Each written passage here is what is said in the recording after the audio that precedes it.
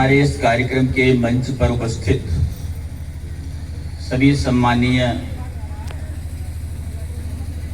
यहाँ पर वक्ता बंधु और भगिनी, हमारे सामने उपस्थित मातृशक्ति जो बहुत अच्छी संख्या में उपस्थित है, मैं उनको प्रणाम करता हूँ।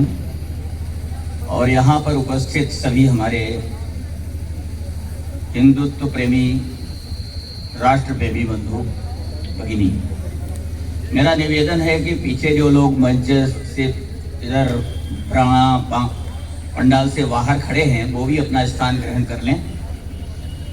जो व्यवस्था में लगे बंधु हैं वो भी उनको स्थान ग्रहण कराने का कष्ट करें। आज हम लोग इस संत गाडगे नगर के इस हिंदू सम्मेलन में यहाँ पर उपस्थित हैं। विद्वान वक्ताओं के द्वारा आपके समक्ष बहुत अच्छे विषय रखे गए। आदरणीय अनिल दीक्षित जी ने और बहन उज्ज्वला मिश्रा जी ने आपके सामने आज देश की परिस्थितियां क्या हैं, देश का विकसित भारत हम कैसे थे, कहा था अनिल दीक्षित जी ने अपनी शुरुआत की कि हमारा वैभवशाली इतिहास कैसा था, कि शैशव दशा में देश प्रायः जिस समय सब व्याप्त थे, निशेष विषयों में तभी हम प्रौढ़ता को प्राप्त थे। संसार को पहले हम ही ने ज्ञान शिक्षा दान की, आचार की, व्यवहार की, व्यापार की, विज्ञान की। हाँ, और ना भी अन्य जन करना न थे जब जानते, तो ईश के आदेश तब हम वेद मंत्र बखानते। कैसा इतिहास था हमारा, आदरणीय अनिल दीक्षित जी ने हमको याद दिलाया। बहन जी ने पंच परिवर्तन की बात की। अपने इस देश में जो समाज रहता है उसमें दो तरह के तरीके के लोग रहते हैं। एक लोग वो हैं जो इस देश के लिए एक गीत गाते हैं, हम बुलबुले हैं इसकी ये गुलिस्तां हमारा, और हम लोग बड़े शौक से इस गीत को गाते हैं। हम कौन है? गुलिस्तां है ये देश, और हम हैं इस देश, इस गुलिस्तां की बुलबुल। ये उनका भाव है, ये उन लोगों का भाव है जो इस देश को मातृभूमि मानते हैं, जो इस देश को भोग भूमि मानते हैं।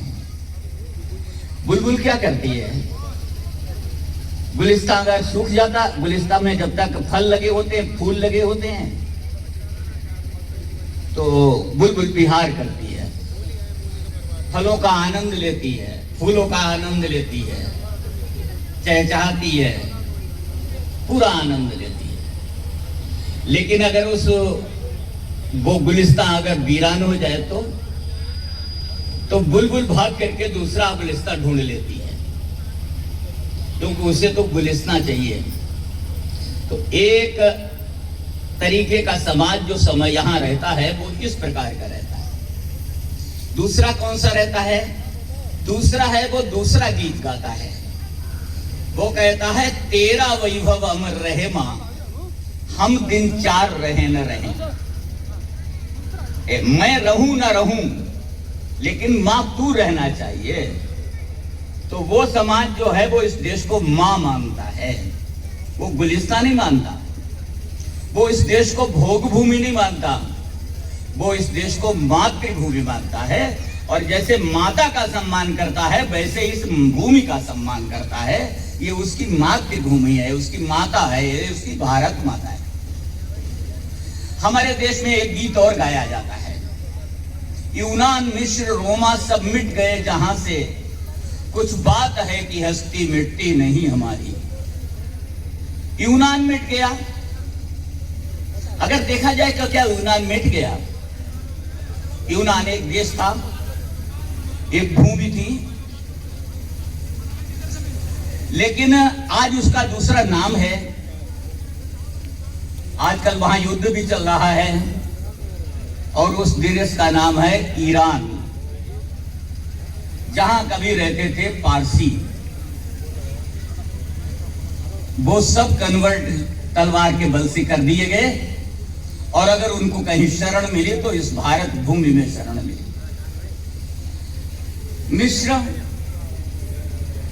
मिस्र कह रहे हैं मिट गया, इजिप्ट नाम से आज भी देश है, लेकिन मिस्र मिट गया, लेकिन देश है।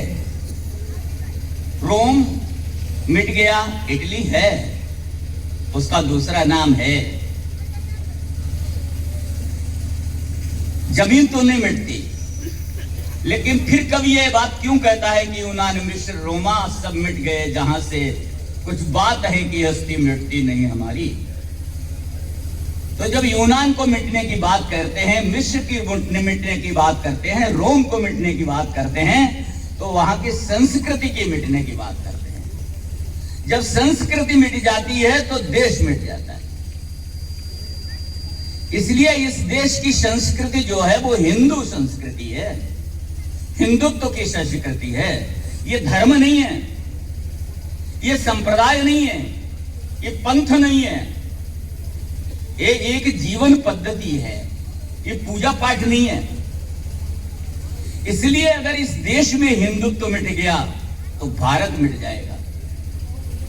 और स्वामी विवेकानंद जी ने एक बात कही है कि जब तक इस देश में अध्यात्म है तब तक इस देश को कोई मिटा नहीं सकता, क्योंकि इस देश का जो प्राण है वो अध्यात्म है। देश ने बहुत सा काल देखा, कभी गुलामी देखी, कभी उस गुलामी के विरुद्ध संघर्ष किया, देश आजाद हुआ। आज देश में एक संगठन का नाम, आज ही देश में ही नहीं तो विश्व में उस संगठन का नाम लिया जाता है। कुछ अच्छे अर्थों में लेते हैं, कुछ खराब अर्थों में लेते हैं, और उस संगठन का नाम है आरएसएस, राष्ट्रीय स्वयंसेवक संघ। ये वर्ष जो चल रहा है ये कई दृष्टिकोण से महत्वपूर्ण है। ये वो वर्ष है जब पश्चिमी बंगाल में एक चिकित्सक हुए, डॉक्टर अनुकूल चंद्र राठौर।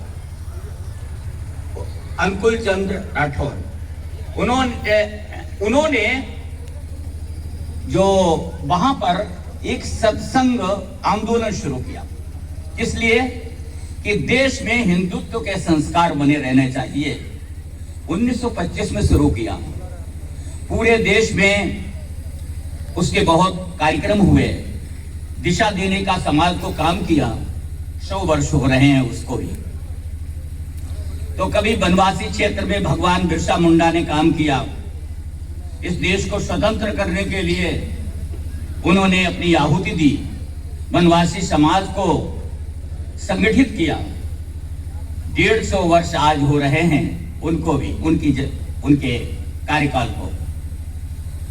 और सिखों के गुरु के भी 350 वर्ष हो रहे हैं। और राष्ट्रीय स्वयंसेवक संघ, जिसको अच्छे लोग अच्छे दृष्टिकोण से देखते हैं, शत्रु पक्ष बुरे दृष्टिकोण से देखता है। विश्व में बीजेपी का नाम लोग कम लेते हैं कि भारत में जो भी गड़बड़ी कराता है, जो पाकिस्तान कहता है, वो आरएसएस कराती है।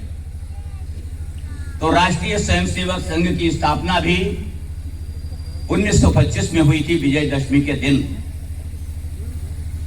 उन परिस्थितियों में हुई थी जो डॉक्टर हेडगेवार जन्मजात देशभक्त थे।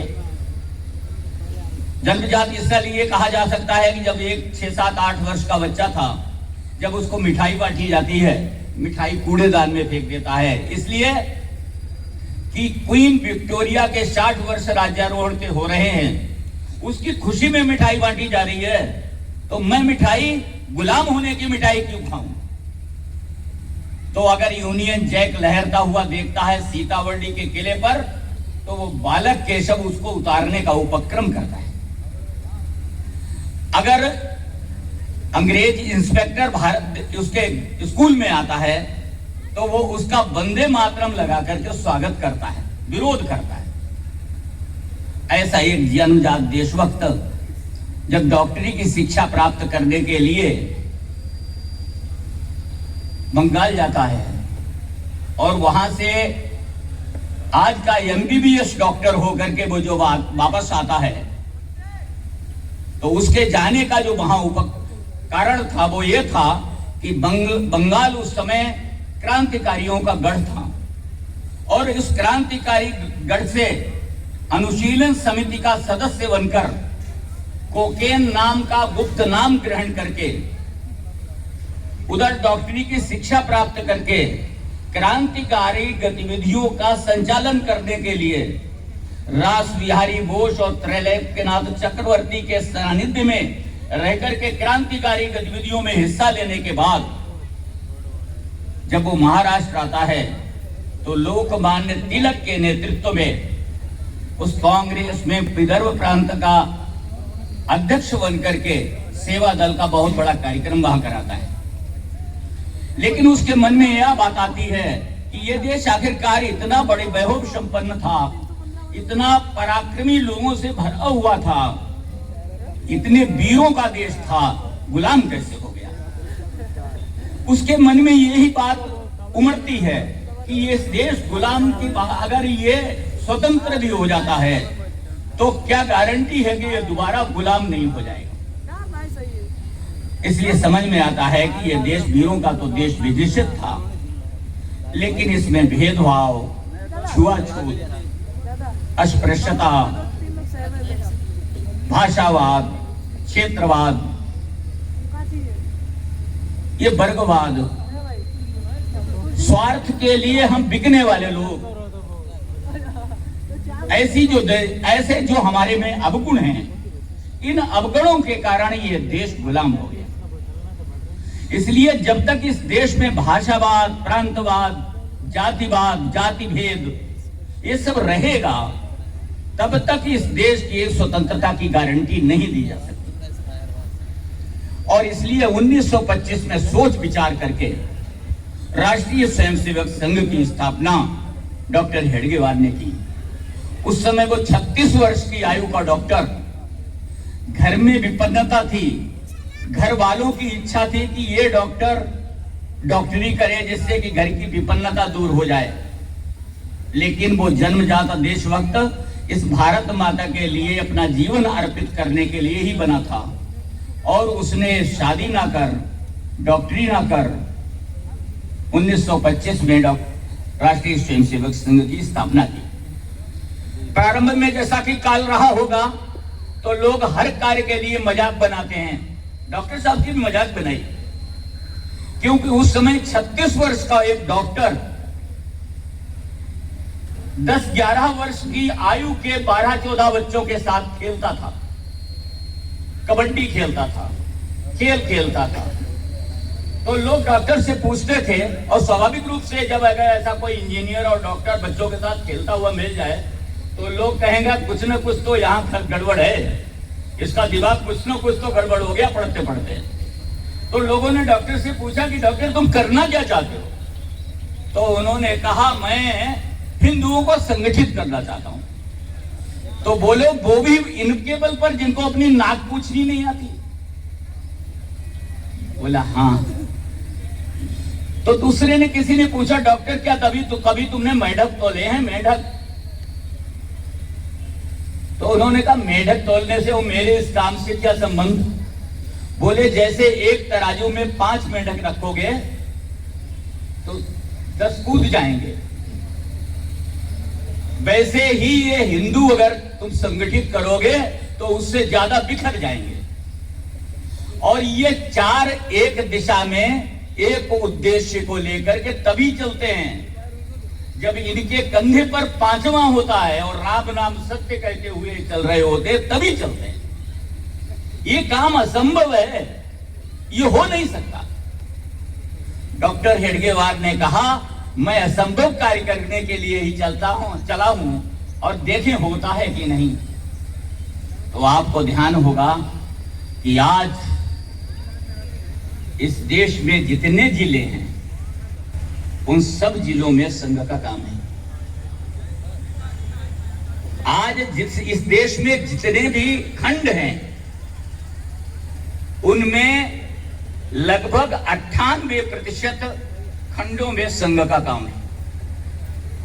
इस देश में जितनी न्याय पंचायत हैं उन न्याय पंचायतों में भी 60% न्याय पंचायतों में संघ का काम है।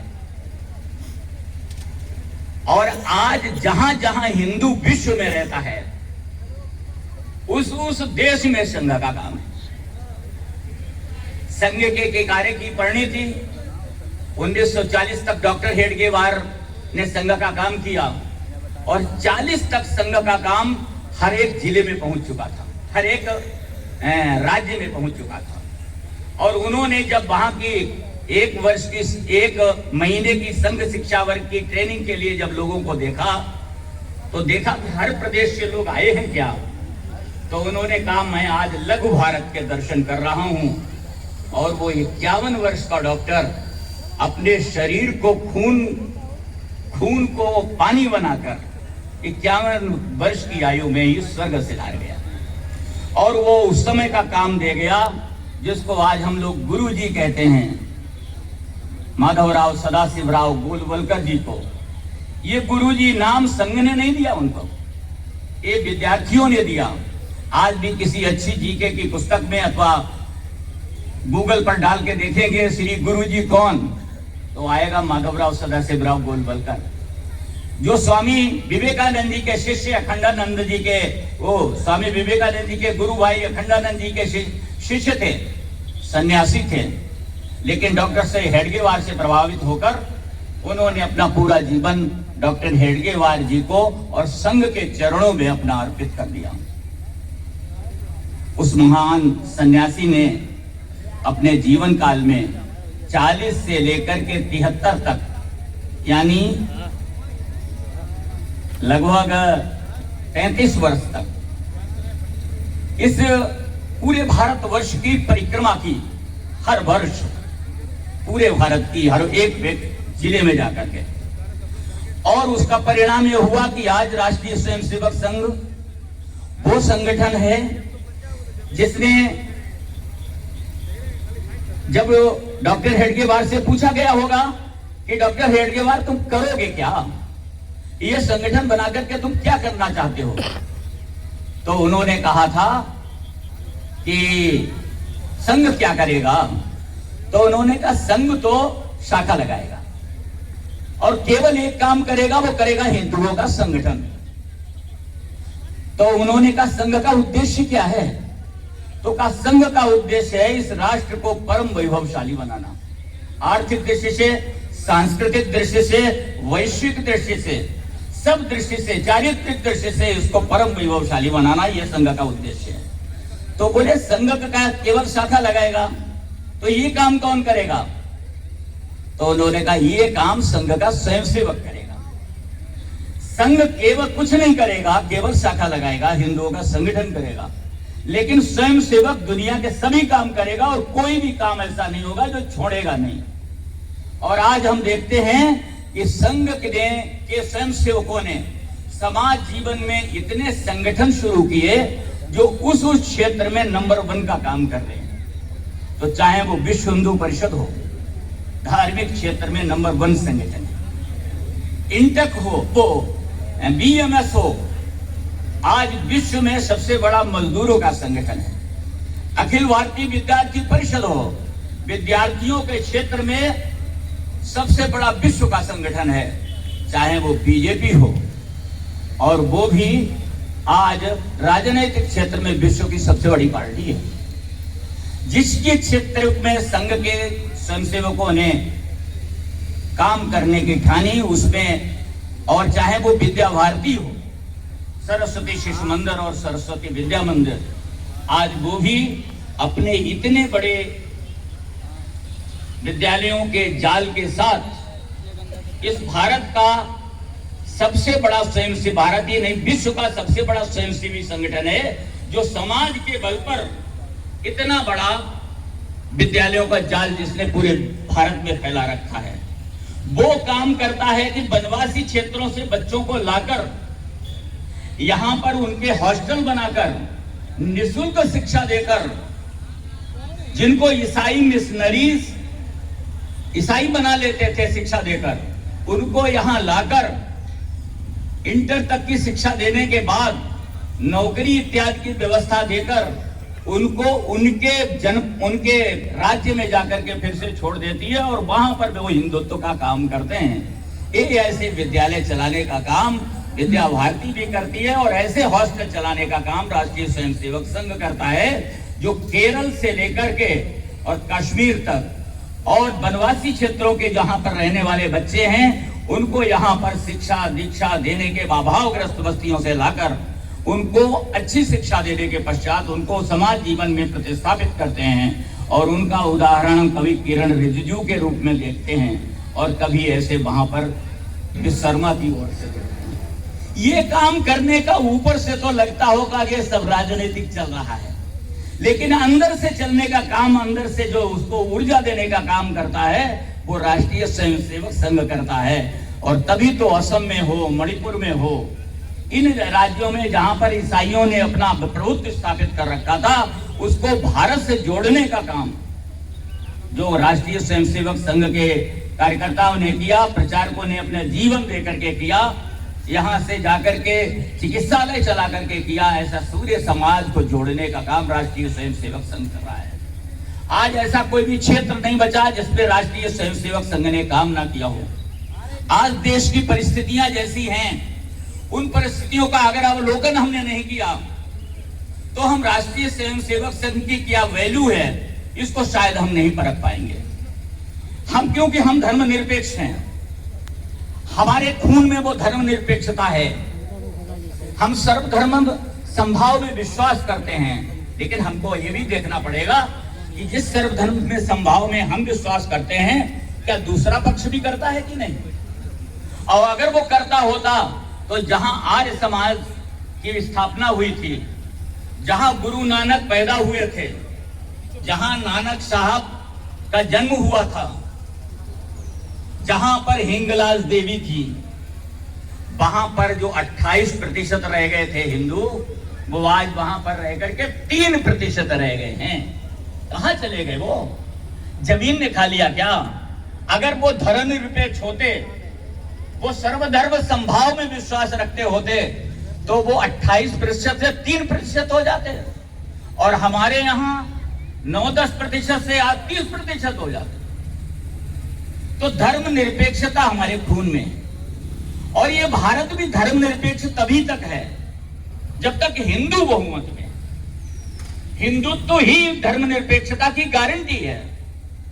और अगर ऐसा ना होता तो आप देख लीजिए अफगानिस्तान में क्या हो रहा है, पाकिस्तान में क्या हो रहा है और पड़ोस के बांग्लादेश में आज क्या हो रहा है। वहां भी तो हिंदू जो बचे थे उनकी क्या स्थिति हुई। अभी बंगाल में मुर्शिदाबाद की घटनाएं हुई, एक गांव में जाकर के हिंदुओं के घरों को जला दिया गया।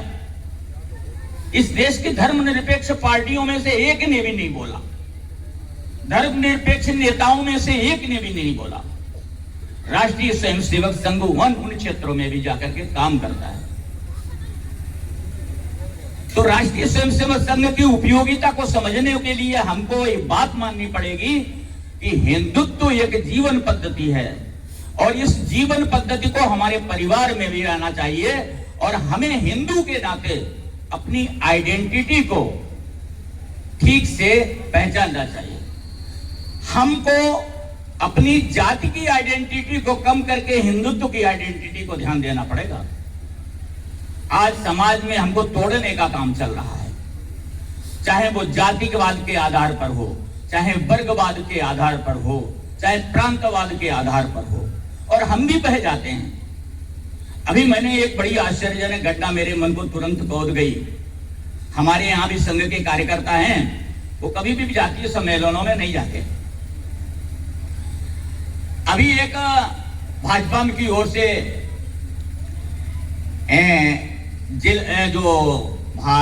उसका भाजपा का अध्यक्ष मनोनीत हुआ। भाजपा ने तो नहीं सोचा होगा कि हम जाति के आधार पर अपना अध्यक्ष बना रहे हैं, कायस्थ समाज से अध्यक्ष बनाया। भारत में कायस्थ समाज का वोट कितना है? अगर वोट को ध्यान में रख करके बनाया होता तो शायद कायस्थ समाज को नहीं बनाता हो, वो कुछ और सोचता। लेकिन भाजपा में कार्यकर्ता का महत्व था सर, इसलिए उसने अपने कार्यकर्ता को बनाया। लेकिन हमने शाहजहांपुर में 5-6 बड़े बड़े होर्डिंग लगे हुए थे और उनमें कायस्थ समाज ने उनको होर्डिंग को लगाया। तो मैं सोचने को बाध्य हुआ कि इसका नितिन नवीन से क्या संबंध है इन लोगों का। लेकिन जाति हमारे अंदर कितनी गहरी घुस गई है कि हम जब सोचते हैं तो जाति के आधार पर सोचते हैं। हम पहले परिचय देते हैं तो कभी हिंदू के नाते परिचय नहीं देते, हम जाति के आधार पर परिचय देते हैं। जाति का गर्व होना चाहिए, इसकी कोई दिक्कत नहीं है, लेकिन जाति भेद नहीं होना चाहिए, जातिवाद नहीं होना चाहिए।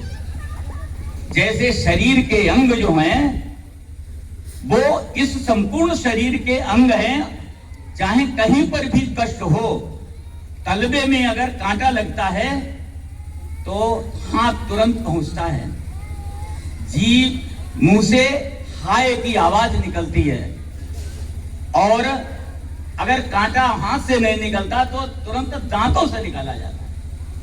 ये जो समाज की एक रूपता है, ऐसी ही हिंदू समाज की एक रूपता होनी चाहिए।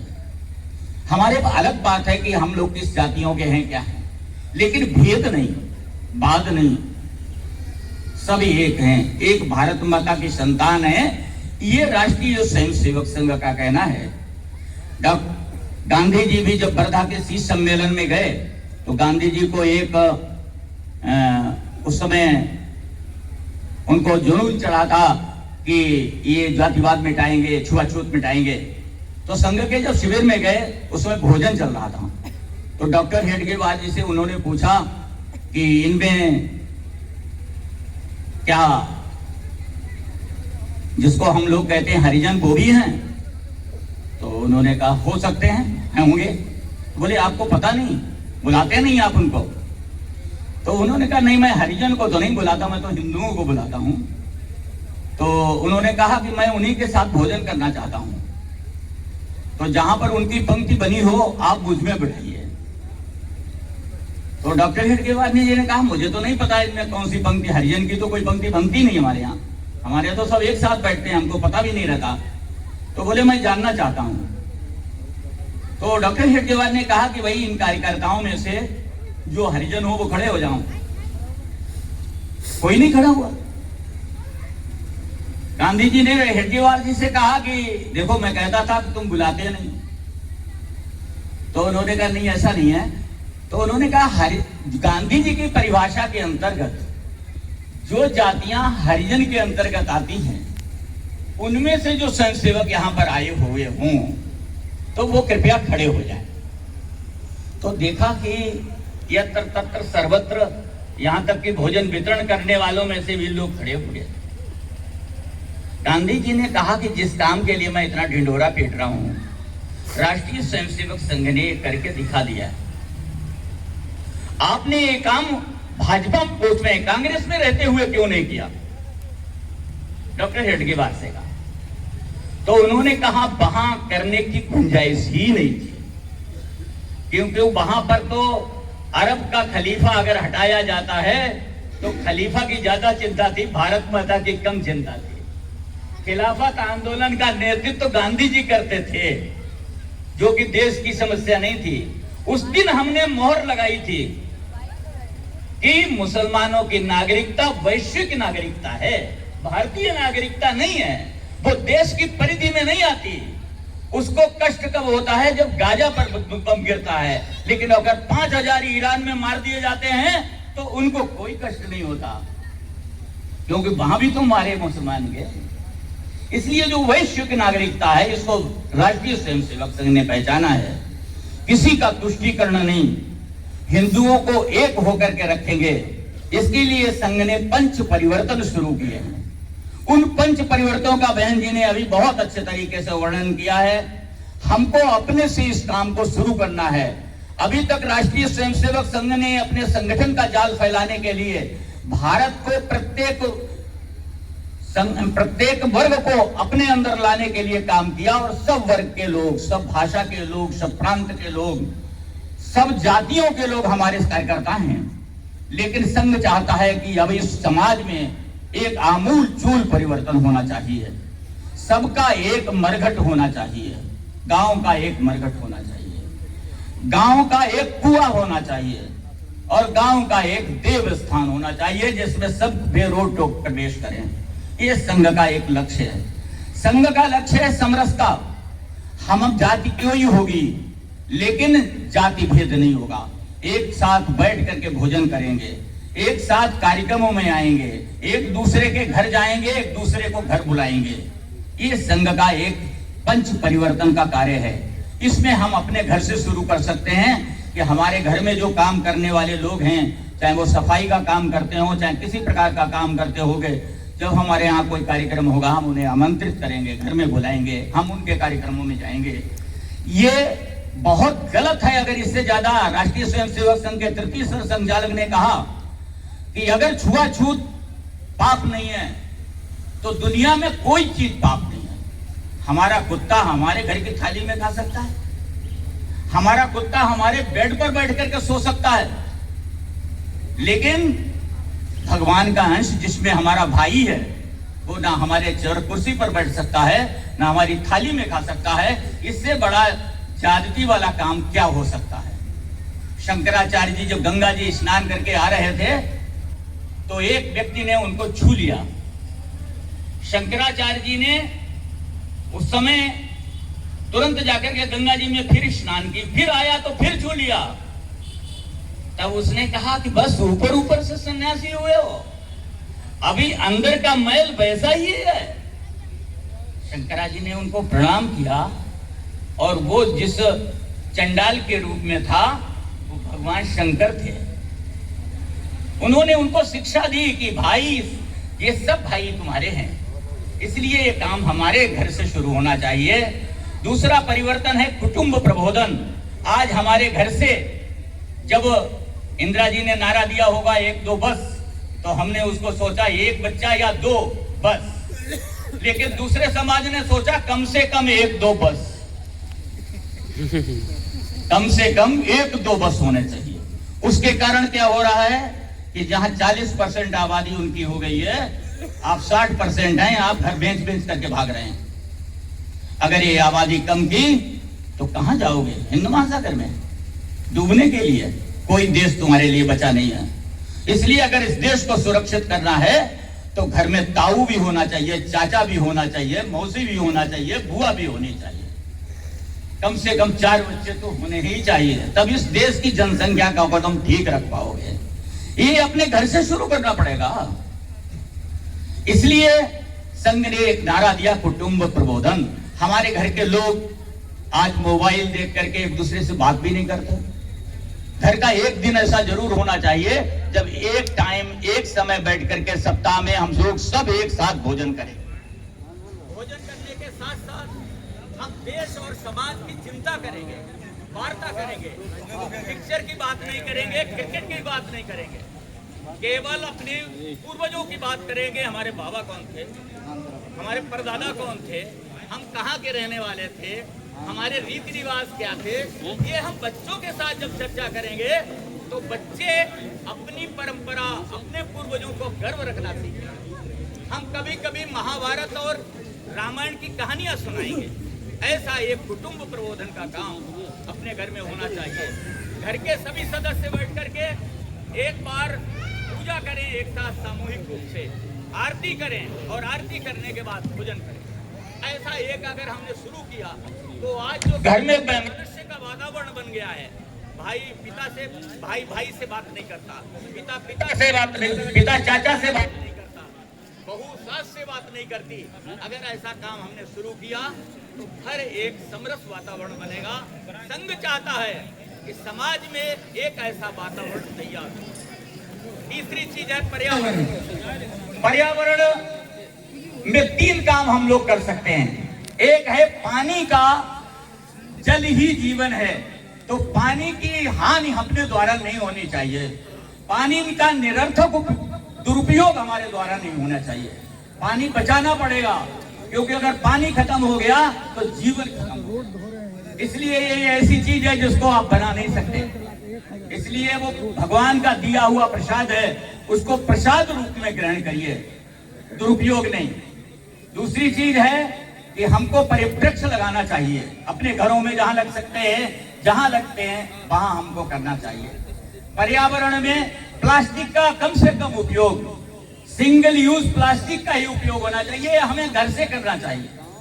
कुछ काम ऐसे संघ ने अपने समाज में लाने के लिए कहा है। दूसरे, स्व का बोध, स्व माने स्वदेशी, स्व माने अपने घर पर बनने वाली चीजें, अपने देश में बनने वाली चीजें, अपने नगर में बनने वाली चीजें, इनका उपयोग। अपनी वेशभूषा, अपनी साड़ी पर गर्व, अपनी धोती पर गर्व, अपनी वेशभूषा पर गर्व, अपनी भाषा पर गर्व, अपने देश पर गर्व। और पांचवा जो परिवर्तन संघ चाहता है, वो चाहता है कि हम नागरिक हैं, तो नागरिक बोध भी हमारे अंदर होना चाहिए। हम अपने देश के कानून, मर्यादाओं का कानून, हम उसका पालन करेंगे, उनको हम तोड़ेंगे नहीं। जो एक अच्छे नागरिक के गुण होने चाहिए वो हम में और हमारे बच्चों में होना चाहिए। ऐसा एक समाज में परिवर्तन का काम राष्ट्रीय स्वयंसेवक संघ करना चाहता है। राष्ट्रीय स्वयंसेवक संघ की उपयोगिता आज देश को कितनी है, आप अपने घर के बच्चों को कई मंजिल में इमारतें दे सकते हो, कई भवन दे सकते हो, संपत्ति इतनी दे सकते हो कि 7 पीढ़ियां उसको खाएं, इसकी आप चिंता कर रहे हो। लेकिन इस देश का वातावरण उनको कैसा मिलेगा, इसकी भी चिंता हमें करनी पड़ेगी कि कहीं पड़ोस में ककरा जैसी स्थिति ना हो जाए कि आपको घर बेच करके जाना पड़े, उस घर पर जबरदस्ती दूसरे कब्जा कर लें। क्योंकि ये हमारे साथ कश्मीर में भी हुआ, ये हमारे साथ पाकिस्तान में भी हुआ, और हमारे साथ बांग्लादेश में भी हुआ, मुर्शिदाबाद में हुआ, कैराना में हुआ और संभल में भी हुआ। क्या जब शाहजहांपुर में होगा तभी हम चेतेंगे, या अपने घर पर होगा तब हम चेतेंगे? पहले चेत जाएंगे तो अच्छा होगा। राष्ट्रीय स्वयंसेवक चेताने का भी काम करता है, विरोध की भी काम करता है। अभी राजेश अवस्थी जी ने भाषण दिया था कि 25 नागरिक हमको मिल जाएं तो कहीं कुछ नहीं हो सकता। ये उनके कृतित्व को मैं प्रणाम करता हूं। लेकिन राष्ट्रीय स्वयंसेवक संघ चाहता है कि हर मोहल्ला ऐसा बने कि अगर समाज को तोड़ने वाली, हमारे हिंदुत्व पर प्रहार करने वाली शक्तियां उस मोहल्ले में घुसे तो उनको ईंट का जवाब पत्थर से मिले, ऐसा हमारा मोहल्ला बनना चाहिए। और संघ इसको बनाने के लिए आपके साथ लगा हुआ है, आपका सहयोग चाहिए। इसी के साथ मैं अपनी वाणी को विराम देता हूं। धन्यवाद। जय जय। बहुत बहुत धन्यवाद भाई साहब। भारत माता की जय। भारत माता की जैसा कि